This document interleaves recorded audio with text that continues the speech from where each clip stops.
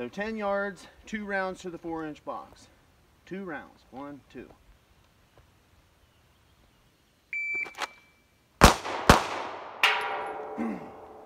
$178.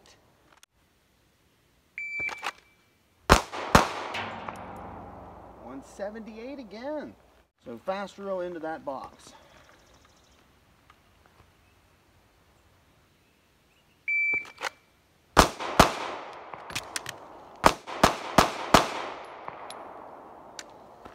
Alrighty. Feels good.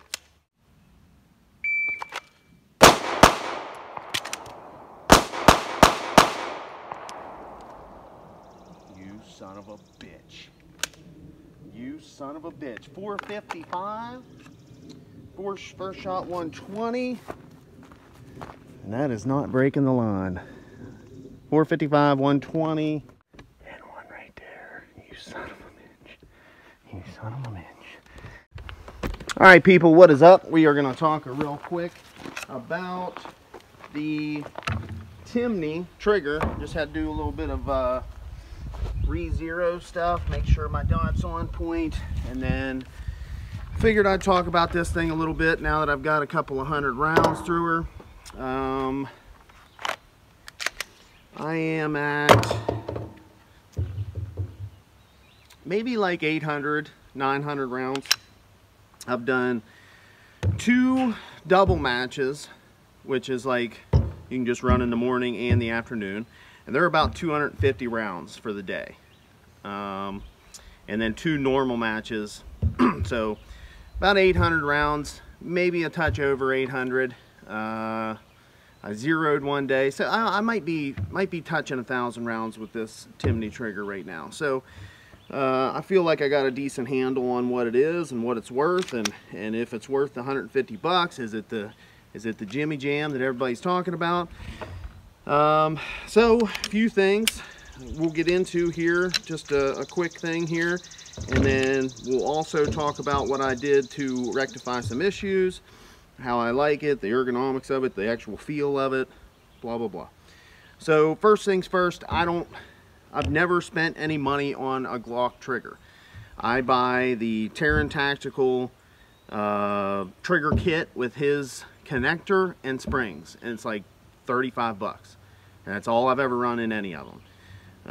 I've tried a lot. I've done classes where different guys had different triggers, and I've tried a bunch of them, and I've always thought, you know, that one feels kind of nice, but it feels kind of the same with a different shoe. Or, you know, I've felt some Johnny Glock triggers that were pretty phenomenal, 4 Glock triggers, but you're talking about some dough once you start putting all these kits together and different things. So I've just always went with stock.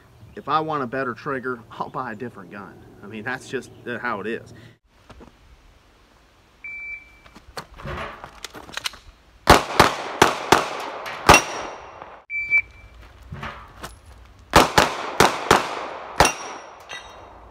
But then a couple of my friends were like, hey, you know, people I know from shooting or people I know from Instagram and YouTube and shit say, hey, this thing's worth a look. It's pretty damn sweet. So I thought, it's 150 bucks. You drop it right in.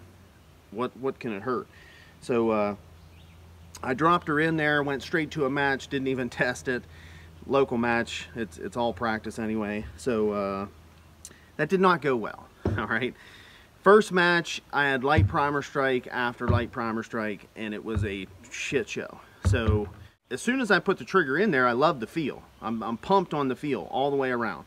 But that really soured the whole thing. I'm like, this thing, I'm gonna hate it if I love the feel and it won't freaking run. So I did some digging, talked to a couple people, looked up some issues, things that people are having, and what I figured out and what a couple people told me to look at was the trigger bar. So what would normally be a cruciform right in there, you can still see the permanent marks with a line through it.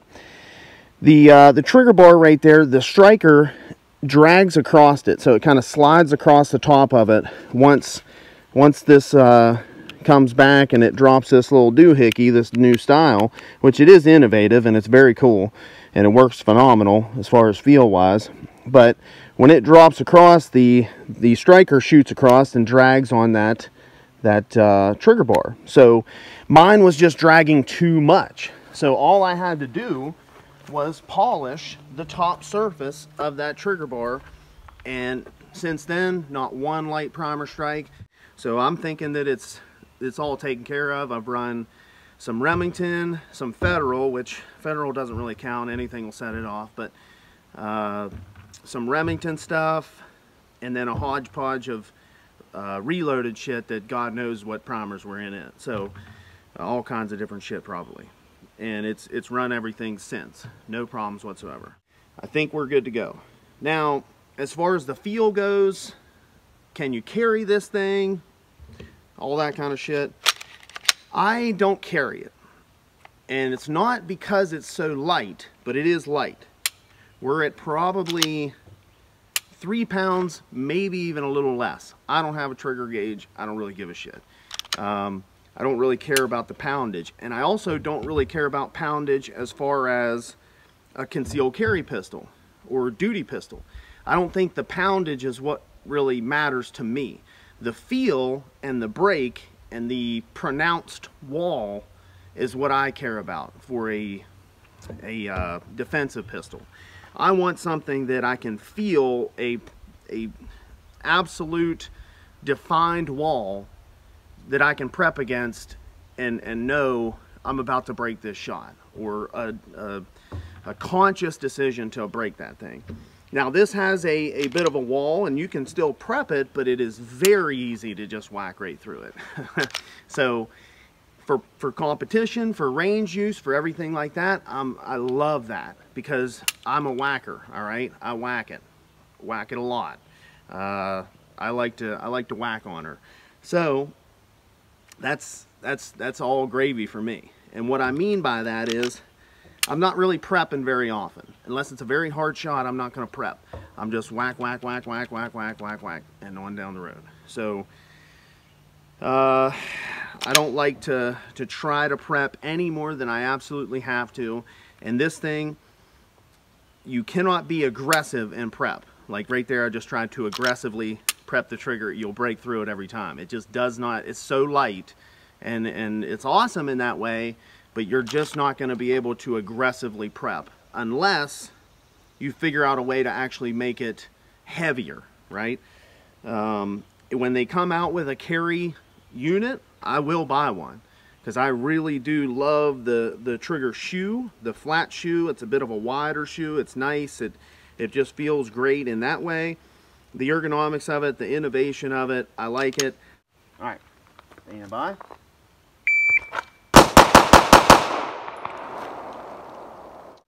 Dots where I want it, I really can just whack the trigger, and it breaks so easily with no input to the gun. It just, my weak hand shooting has been better with it. Everything that a good trigger will help you with, like it does. It'll help some shit.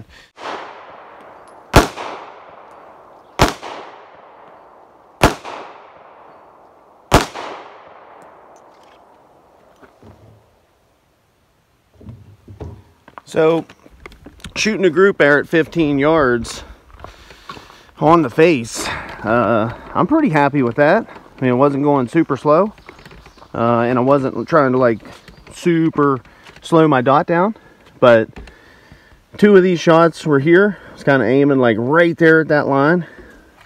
I'll live with that. This one, not too pumped on, but if I can stay in like a tennis ball size group at 15 without trying to go like super slow-mo, I can live with that. So, all right guys, that's about it. She's pretty solid. I recommend it.